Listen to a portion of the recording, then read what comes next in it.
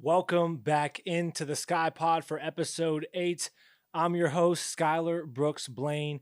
It is a beautiful day out here in Georgia. I want to give a huge shout out to all my friends, family, supporters, veterans, service members currently serving. Happy birthday to the United States Army. It just passed the 250th anniversary of the United States Army's birth. Happy birthday. Hoa. Roger that, Sarnt. June 21st, Broken Bridges, South Carolina.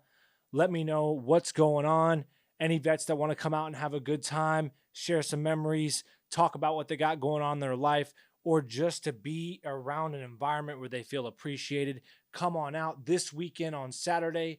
On Friday, the Snooty Lounge, and Friday and Saturday, the Snooty Lounge and the Sky Pod will be up and running. Myself, Rodney Washington, have a great content package coming for you guys after following this weekend. But again, this Saturday, come on out, have a great time. Shoot me a text, shoot Rodney a text. It's going to be a great opportunity to reconnect with some some familiar faces. We're going to jump right into the Blaine breakdown, AFC North edition. We're going to rank these teams, and I'm going to give you the why. First team up, going to surprise a lot of y'all, is going to be the Cincinnati Bengals. Joe Shiesty, Jamar Chase, the best wide receiver quarterback combo in the NFL. The Bengals were 9-8 last season, and they missed the playoffs. If they won 2 more games, hands down, Joe Burrow's the most valuable player in the league. Joe Shiesty threw for 43 touchdowns last season, 4,918 yards. He was the best quarterback statistically in the NFL last year. Jamar Chase, 127 receptions, 1,700 yards, 17 tutties. He had a tutty for each game. T. Higgins was hurt for 4 of those games. Didn't have his contract signed. Higgins, 73 catches, 911 yards, 10 tutties. The offense can score points. They lost 6 games last year where they scored more than 33 points, and the defense was historically awful. They were awful, could not stop anybody. I'm fully aware that the Cincinnati Bengals are one of the most dysfunctional organizations in football. They don't like paying their players. They'll pay Joe Burrow because they know he puts fans in the stands. It took them an arm and a leg to give Chase and Higgins their money. ESPN reported yesterday that the Bengals have now re-engaged in contract negotiations with the sack leader for the NFL, Trey Hendrickson, in hopes to get this arguably the best defensive end in the league signed to a max deal. Knowing the Bengals, they're going to hold out until they have to pay him. And if you're going to trade him, you're going to trade him away for that production. But he earned his money last season. He had the most sacks in the NFL. You got to pay the guy. And then in the case of the first round pick, Shamar Stewart, the guy where they put weird contract language in to kind of bait him into signing something that historically the Bengals had never had. What did you think was going to happen? Just copy and paste the first round contract language from last season into this first round pick Stewart and get him into camp. He needs the reps. You only have Joe Burrow for a certain period of time. You saw what happened to Dan Marino. You saw what happened to great quarterbacks who never got over the hump because of organizational dysfunction. Get these guys in there, get them paid, and I expect the Bengals not to miss the playoffs back-to-back seasons.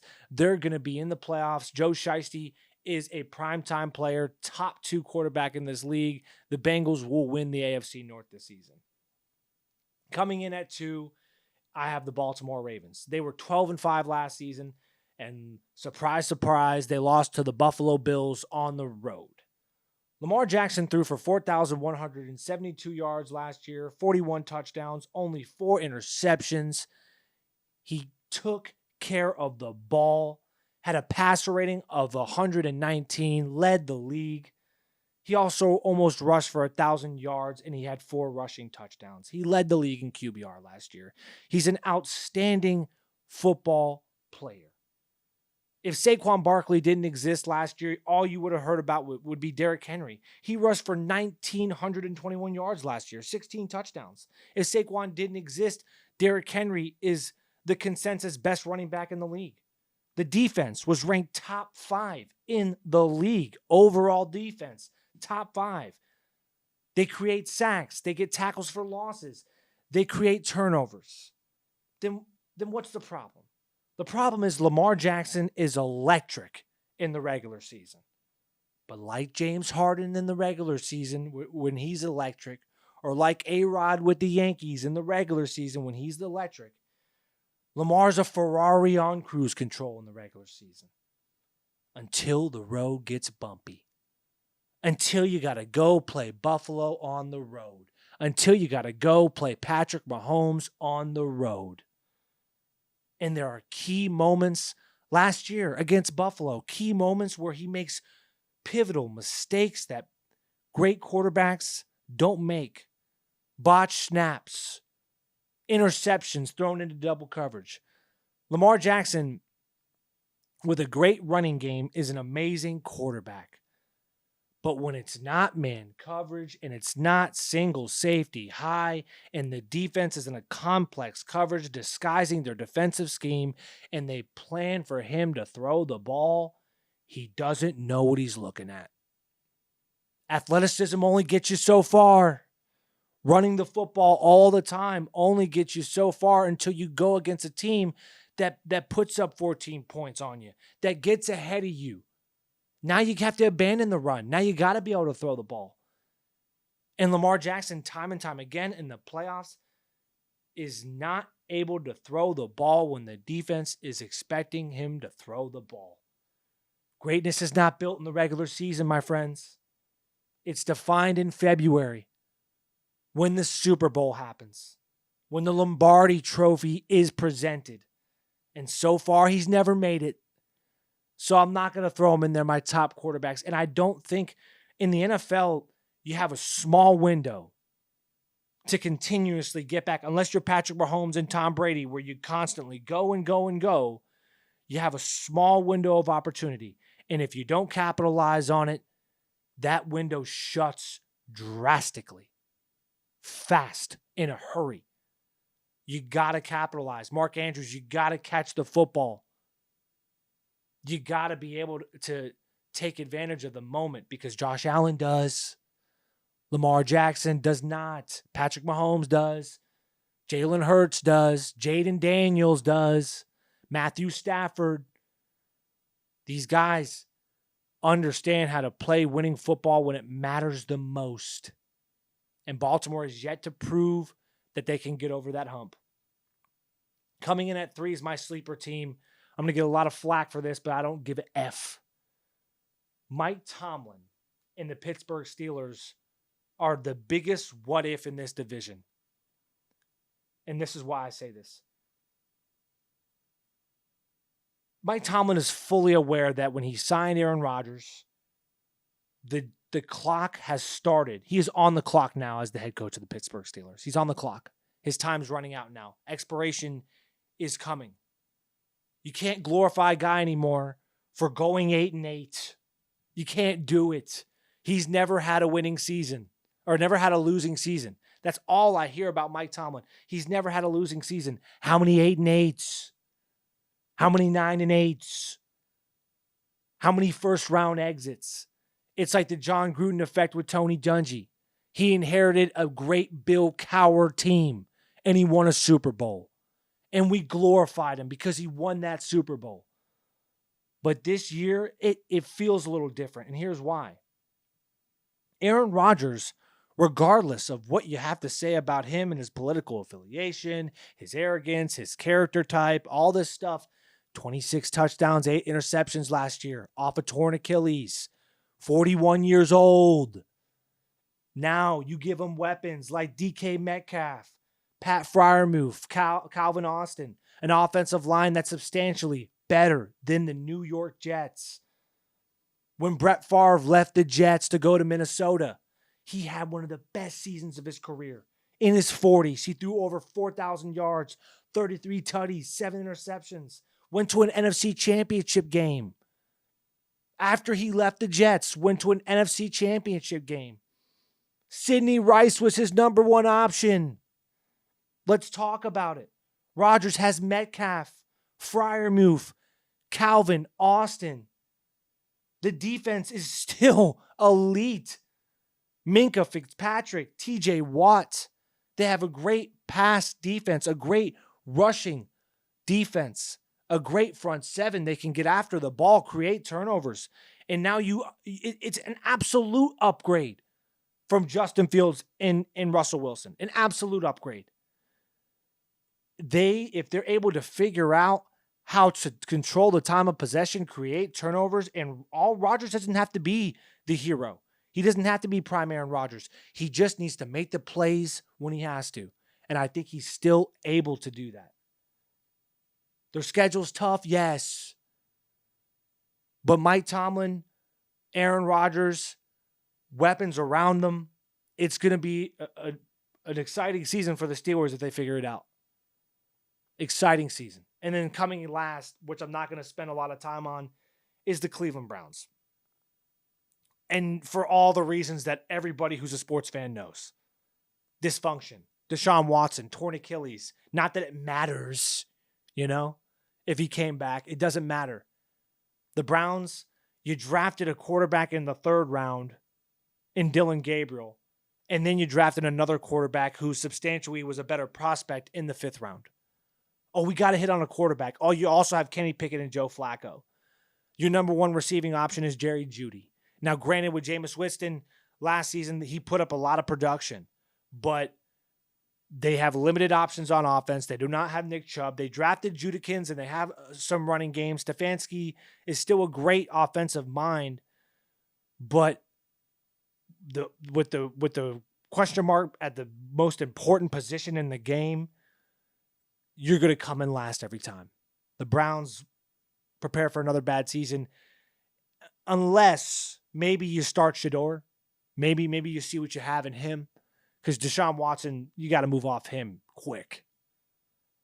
I'm going to transition into my veteran topic and just a lot of things that I've been seeing on my Facebook that I'm going to pull up and things that I want to talk about just because it's today's political climate and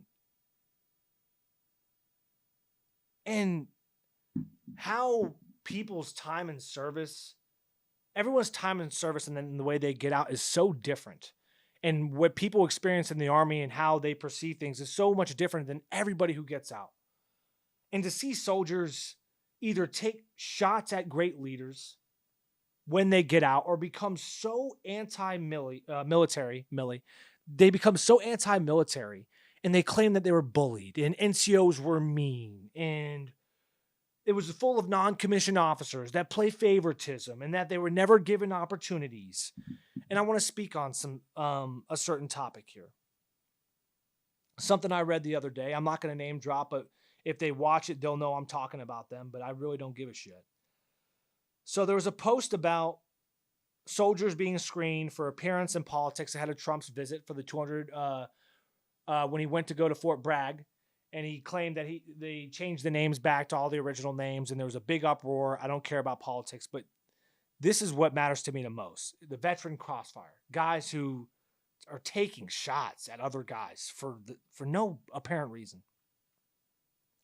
So somebody that I respect posted that status. He was a platoon sergeant in a different troop in my time in Germany, became a first sergeant, and was a great mentor for soldiers, a great leader of men, and developed and mentored numerous NCOs and soldiers and gave them the blueprint on what it meant to be a leader through his lens.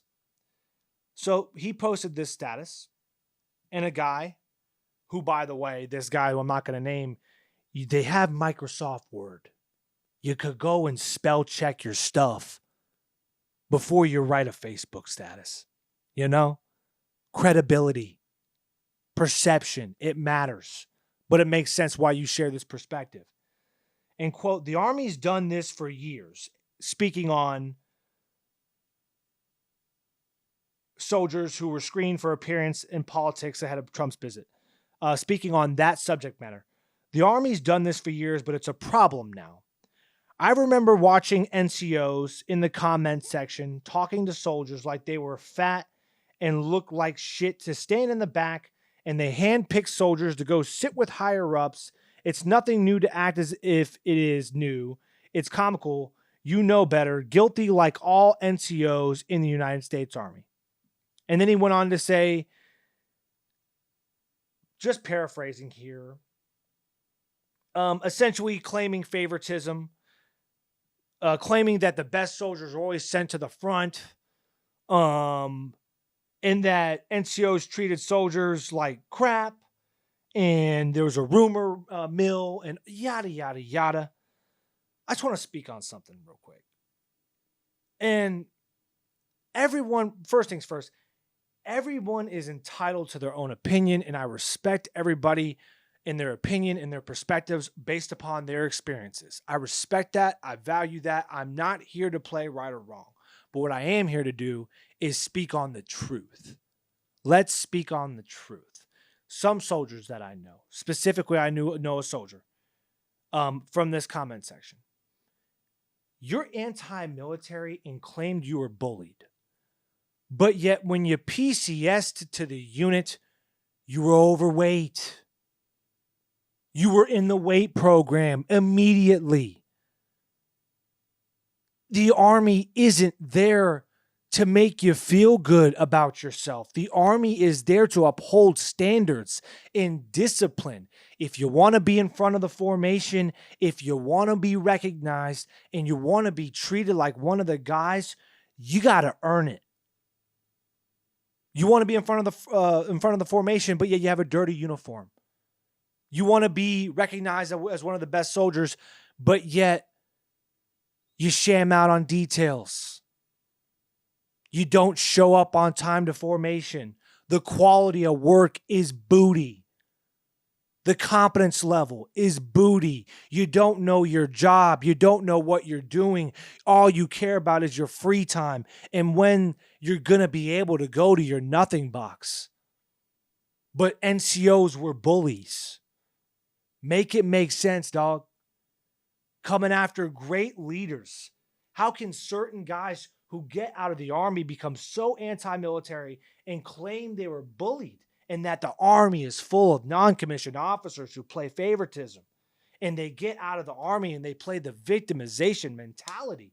There's favoritism everywhere, not just in the military, in the civilian world as well. There's favoritism. It's not about what you know, it's about who you know. You could have a high competency level, but guess what? If you don't care to character mirror or you don't care to suck up to a boss, they're not going to like you. Human nature. Same thing. These guys were claiming all this stuff. You're the same guys who shamed out of every detail and never bought into the culture. Never. You get out of the Army and you play the victimization mentality. Oh, the Army's full of bullies, but yet you couldn't do a pull-up in 3 years. But yet you're wearing triple XL uniforms, and a soldier, by definition, is supposed to be mentally and physically tough, mentally and physically fit. You're contradicting what we're trying to market, bro. And you're mad at the NCOs for doing their job. Let's have that conversation. Call it bullying, call it whatever. But it's getting ridiculous now how certain guys who get out of the Army and you just want smoke with everyone you served with. You have this vendetta. Tell me you're hurt. If you didn't like your time in the Army, fine. Leave it at that. But don't crap on its existence because you were a bench warmer. Don't crap on its existence because you didn't excel or you didn't fit in well. It's foolishness. And I don't want to stand up. These guys don't need me to stand up for them, but we all serve together. We all should be brothers in arms. But yet now it's like to see these guys like with the victimization mentality. It's horseshit, man. Hey, Big Crate, I got you, dog. We ain't gonna do with it. And also, too, guys who are still and they're in leadership roles or they're higher up posting on other stuff too, just my 2 cents. You got to get used to, and you're not used to it yet. You live in an environment, if you're a sergeant major and all these other places, and guys can speak on this who've gotten out. You feel so obliged or so empowered to comment on a post and go, oh man, you don't know what you're talking about, or this article doesn't match what you're trying to say. You are in an environment where they empower your perspective. They empower you as a leader. Nobody gets to challenge you. Nobody. So, of course, you're going to feel very confident about perspectives that you have, whether that's political, whether that's in terms of doctrine or how things should be run or about how culture should be. When you're empowered to be right all the time, you don't carry that over to the civilian world. Period. Don't do it. I promise you it's not going to work. You might feel passionately and confident about a perspective, but you're in for a rude awakening. You're in for a rude awakening when you get out. Just because you disagree with somebody's perspective on how they view the political landscape or how they view certain things in life doesn't make them wrong, dude. Posting chapter books about you defending your point of view, you can have two different point of views and respect it. And with that common knowledge, if you disagree, you disagree. But we're in an environment now where you can't agree to disagree. And it's blasphemy. I am so much more now of just when I'm out in public or I'm out with other people, I'm still a shit talker. I still like to have fun and play around, but I shut my mouth. Because there's a certain side of the spectrum that's able to agree to disagree and let it slide. And then there's a certain side of the spectrum that if you don't agree to every single thing that they say or do, they are so insecure that they're going to character assassinate you. They're going to shit on you because they want everyone to think the same way. And this is how you need to talk to people. And this is the way the world should be. Nah, dog. Promise you that. Nah. We live in America. Everybody is entitled to have their own perspectives. That's the beauty of this country. And if you can't agree to disagree respectfully, and you got to make that person feel less for themselves because your way of thinking is the only way of thinking, you're an idiot. Just because you're a liberal doesn't make you better than everybody else. And just because you're a conservative or a Republican doesn't give you the right to shit on everybody and call them snowflakes. We need to find common ground. We need to stop being so divided. You can find and point out flaws for each side of the spectrum. There's not one side that's right. But we've lost the art to be able to agree to disagree peacefully. And politics ruins relationships. It ruins friendships. And quite frankly, it has destroyed the way we conduct ourselves in a society. That's my rant. Vets, be nice to each other, dog. We wore the same uniform. We put the boots on the same way. Let it slide. Let it rock. This is my quote to end the podcast. And then I'm getting out of here. One of the hardest lessons in life is letting go. Whether it's guilt, anger, love, loss, or betrayal, change is never easy. We fight to hold on, and we fight to let go. Thank you for watching the podcast. I appreciate all the love and support I've gotten from my friends, family, veterans, and current service members still serving. I appreciate you. I salute you. I love you. Chance, Crashy, Papa love you. You know what they say, dog. There goes S.